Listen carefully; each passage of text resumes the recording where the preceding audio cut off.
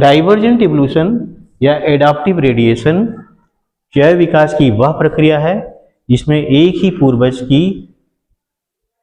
के कई सदस्य अलग अलग वातावरण में चले जाते हैं और वहाँ की वातावरणीय परिस्थितियों के अनुसार उनमें अलग अलग तरह का प्राकृतिक चयन ऑपरेट होने लगता है। इस प्राकृतिक चयन ऑपरेट होने के कारण उस अलग अलग तरह के वातावरण में अनुकूलन स्थापित कर लेते हैं और वहाँ के वातावरण के अनुसार धीरे धीरे इनके जीन पूल में बदलाव होने लगता है।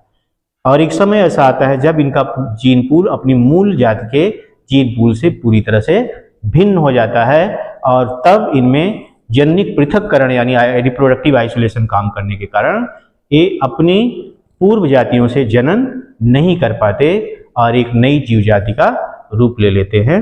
यह क्या कहलाता है? डाइवर्जेंट इवोल्यूशन कहलाता है। इसी को एडाप्टिव रेडिएशन कहा जाता है, जिसमें एक ही पूर्वज की संतानें, कह सकते हैं एक ही पूर्वज की जीव जातियां अलग अलग वातावरण में अलग अलग तरह से विकृत होती हुई दिखाई देती है। उदाहरण के लिए इस डायग्राम में एक यूथेरियन मैमल के डेवलपमेंट को दिखाया गया है, जिनका डेवलपमेंट समान प्रकार के वृक्षाश्रयी कीट भक्षी चूहे या छछूदर जैसे जीवों से हो करके धीरे धीरे विभिन्न दिशाओं में इस फ्लोचार्ट के अनुसार फैला। जैसे ग्लाइडिंग यानी फ्लाइंग स्क्वायरल से ही फ्लाइंग बैट का डेवलपमेंट हुआ।